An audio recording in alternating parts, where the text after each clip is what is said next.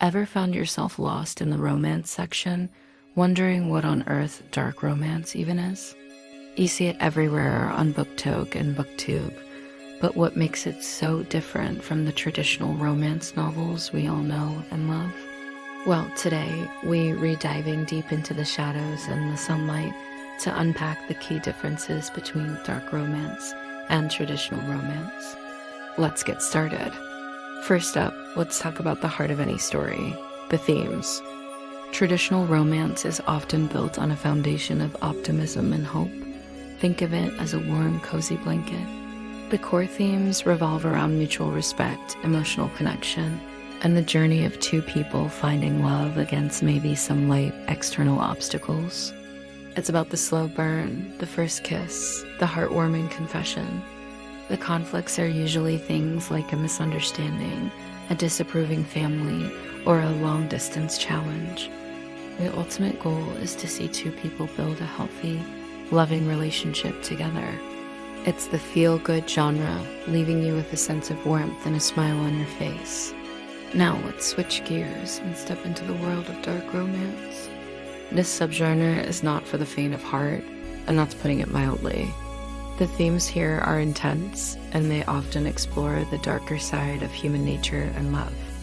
We're talking about power dynamics, obsession, moral ambiguity, and sometimes even non-consensual situations, which is a major reason for content warnings in this genre. Instead of a simple misunderstanding, the conflict might be a kidnapping, a forced proximity situation with a dangerous captor, or a revenge plot. The very definition of love and consent is often questioned and pushed to its limits. It's a space that explores complex and often uncomfortable psychological territory. So, while traditional romance asks, will they get together? Dark romance asks, should they even get together? And what does love mean in this twisted scenario? Next, let's look at the characters who drive these stories.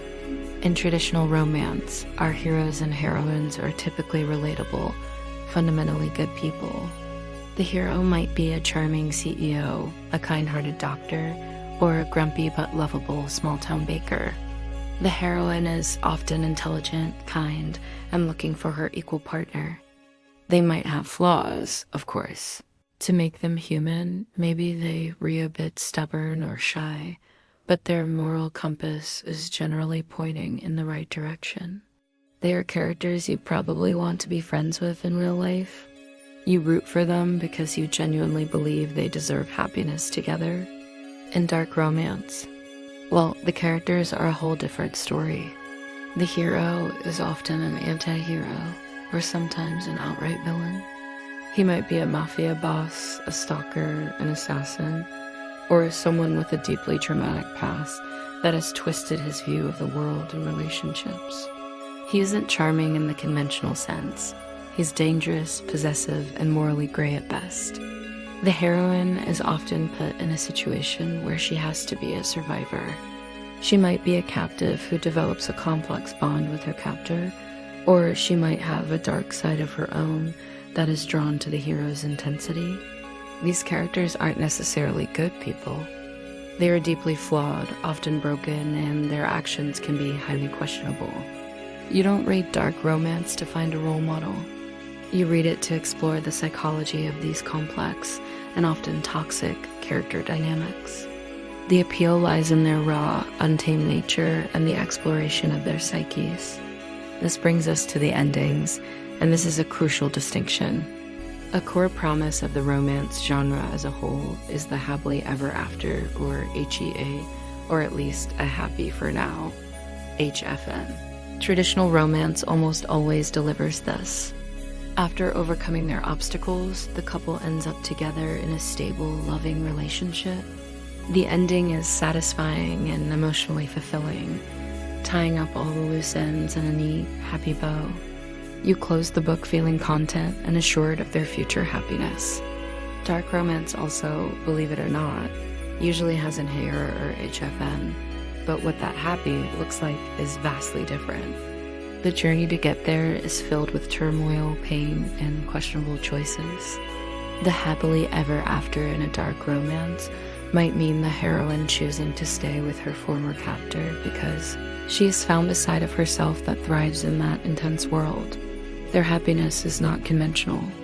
It might look toxic from the outside, but for these two specific characters, within the twisted world of the story, it works.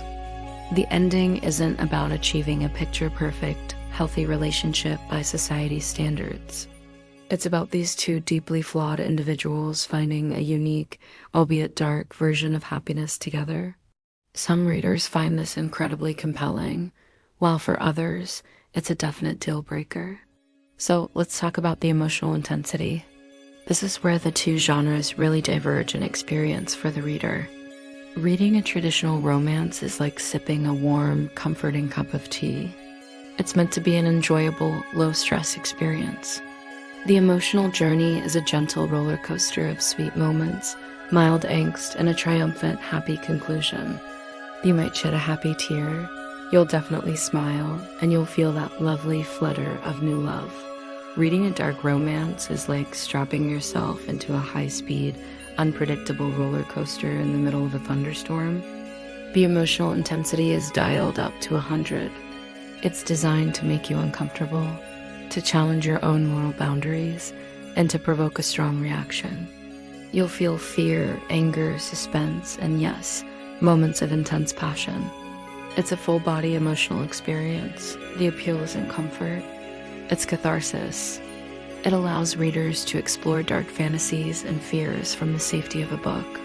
It's a thrilling and sometimes draining experience that is definitely not for everyone. And that's why content and trigger warnings are so vital and prevalent in the dark romance community. They are essential tools to help readers decide if a particular story is right for them. So, which one is for you? If you're looking for a heartwarming story that reaffirms your faith in love, with characters you'd love to meet and a guaranteed sweet and satisfying ending, then traditional romance is your go-to. It's perfect for when you want to escape into a world of pure, hopeful love. However, if you're a reader who craves high-stakes, morally gray characters, and a story that pushes the boundaries of love and morality, you might find dark romance to be an incredibly compelling genre. If you're intrigued by the psychology of anti-heroes, and you're not afraid of exploring uncomfortable themes, then it could be worth checking out. Just be sure to start with something on the lighter end of the dark spectrum and always read the content warnings. Ultimately, neither genre is better than the other. They simply cater to different tastes and provide completely different reading experiences. Traditional romance offers comfort and hope, while dark romance offers catharsis and a thrilling exploration of the shadows. It all comes down to what you're in the mood for. Are you looking for a sweet escape or a walk on the wild side? I hope this helps clear up the differences between dark and traditional romance. It's a fascinating corner of the book world, and there's truly something for every kind of reader. What's your preference? Let me know in the comments below. Are you team traditional, team dark, or do you love both? I'd love to hear your thoughts. Thanks for watching, and don't forget to like and subscribe for more bookish content.